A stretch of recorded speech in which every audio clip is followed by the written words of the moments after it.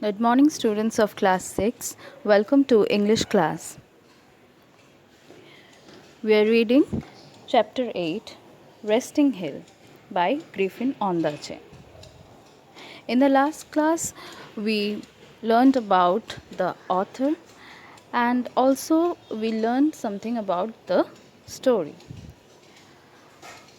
This story is about an elephant tamer named Vela Pannikar, his wife Ariyathai, and a rogue elephant. Now, before we start reading the story, let us know who is an elephant tamer. Tame means to control, and thus, elephant tamer is someone who can control a rogue or wild elephant. Having known who is an elephant tamer, let us now start reading the story. So, Vela Pannikar was an old elephant tamer who lived peacefully with his wife Aryathai. One morning, they heard crash like thunder and people creating chaos. Vela Pannikar ran out to the paddy field to see what was happening. He saw there was a giant elephant on the far side of the field, destroying small houses and chasing away farmers. Vela Pannikar tried his best to tame the elephant, but was not able to succeed.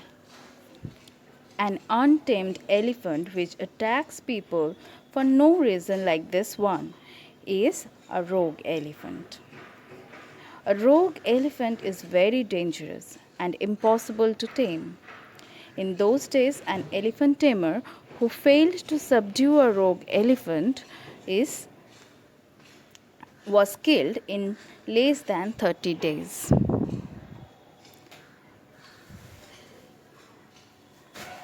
Now, this message of rogue or wild elephant arrived after few days to the king. The king sent him the orders which said, Vela Pannikar, catch this rogue elephant at once. You have 1 month. Vela Pannikar remembered how he lost confidence when he saw the elephant and eventually became sick. Aryathai went over to Vela Pannikar, who was lying in bed, and she was worried that he might be dying. Because remember that if he cannot tame the wild elephant, he will be killed in 1 month's time. So, Aryathai, his wife, was very much worried about it. And she wanted to do something about it. She thought, I will try to catch this elephant by myself. So after dusk, she went to a small pond hoping the elephant will come there to drink water. She had stayed up all night waiting for the elephant, but it did not come. So she stood up slowly and turned to go back home. A mile away from home, the rogue elephant suddenly appeared before her. It was standing only 100 yards away from her. Before Aryathai could move, it trumpeted and charged towards her. She felt scared but took one step forward. The elephant was only a few inches away from her face. She held her hand open and showed the elephant the rope, trying to communicate her sorrow, and all of a sudden the wild elephant stopped. It did not move when Aryathai tied its leg to the palmyra tree. The elephant could have broken the rope, but it was tired of running.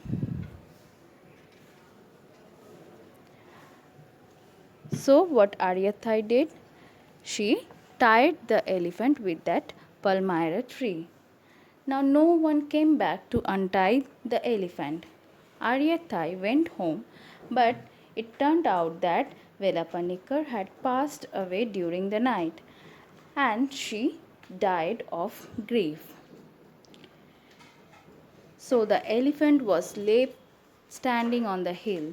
That's why there's a mark there, because it waited so patiently for Aryathai to come back and untie the rope. The grandfather concluded. Remember, grandfather was telling this story to his granddaughter, and this is how he concluded the story.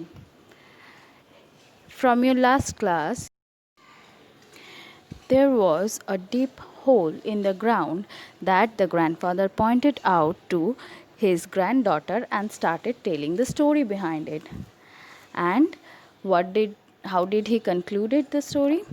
He told that this hollow or this hole was formed as the elephant, that rogue elephant who was tied to the palmyra tree by Aryathai, stood there for a very long time, and that is how the hole was formed. The girl was quiet and she, watching her grandfather lovingly selecting another mango and tossing it over to the palmyra tree as an offering. So, this was the story. Now, all of you open the book and read the story by yourself. And at the end, if you have any kind of problem understanding it, you can send your query in the given mail address. Also, you will learn the spellings and meanings of this chapter.